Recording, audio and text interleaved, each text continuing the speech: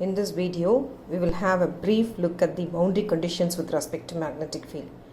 In Unit 2, we have learned the basic concept behind the boundary conditions with respect to the magnetic field, where we had different set of conditions: free space conductor, free space dielectric, dielectric 1, dielectric 2.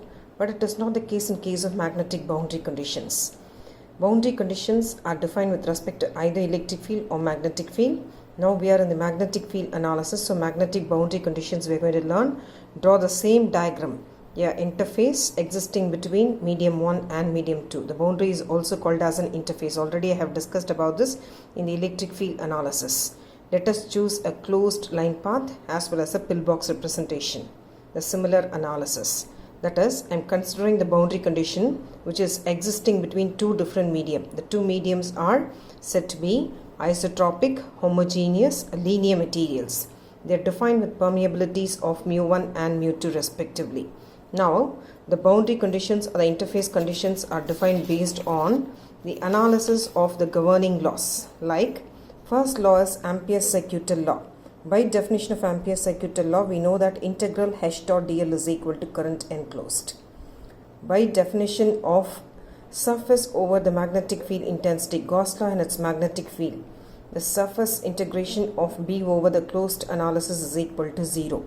We are going to use these two set of conditions. As usual, the third condition is H is resolved into two components, H tangential and H normal. Now let us identify the tangential component and normal component separately. I am just considering the closed path of 1, 2, 3, 4, 1. Using the Ampere's circuital law, integral H dot dl equal to current enclosed. I am segregating the line path as 1 to 2, 2 to 3, 3 to 4 and 4 to 1, which is equal to current enclosed. Now we will go back to the analysis of the diagram. It is 1 to 2, 2 to 3, 3 to 4, 4 to 1.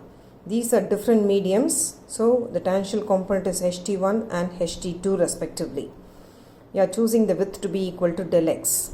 Now when I integrate the side surfaces, in case of magnetic field condition, we are assuming that the side surface is negligible. It is a very small value at the boundary. At the boundary, it is approaching towards 0.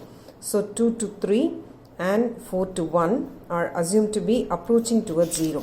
So when these values are made equal to 0, the equation I have written clearly, 2 to 3 and 4 to 1 are made equal to 0. We are left out with 1 to 2 of H dot dl, integral 3 to 4 of H dot dl equal to current enclosed.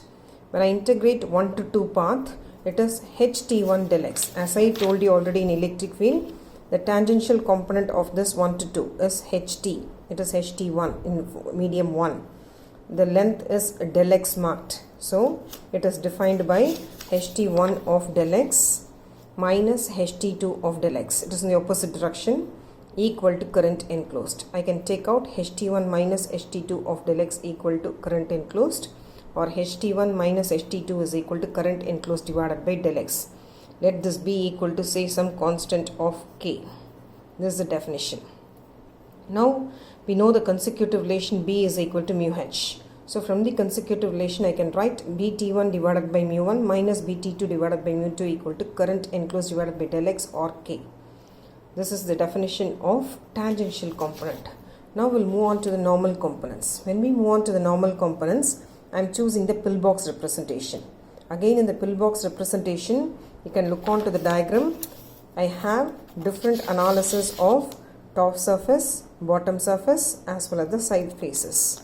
Now we are going to integrate it with respect to all three faces: top face, bottom face, side faces.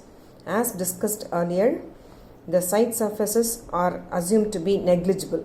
So under that condition, the equation reduces to the form of Bn1. Integral B dot ds with respect to top face is Bn1. Integral ds is del s. Same way here it is Bn2. Integral ds is del s equal to 0. Bn1 minus Bn2 of del s is equal to 0. We have defined the area existing. So del s cannot be equal to 0. Automatically Bn1 minus Bn2 becomes equal to 0. Therefore Bn1 equal to Bn2, which means that the magnetic flux density normal component at the boundary is continuous. If you use the consecutive relation, it is modified as mu1 hn1 equal to mu2 hn2. Whereas the magnetic field intensity, the normal component, is discontinuous. That's what is theoretical analysis revealing. Now if theta is the angle made between the fields and the normal to the boundary, I can write the equations from the diagram as b1 of cos theta 1 equal to, we know bn1 equal to bn2. It is written in terms of b1 cos theta 1 and b2 cos theta 2. Same equation for ht1 and ht2 from 1. b1 divided by mu1 of sine 1, h is b by mu. So b2 divided by mu2 of sine theta 2. Name these equations as a and b.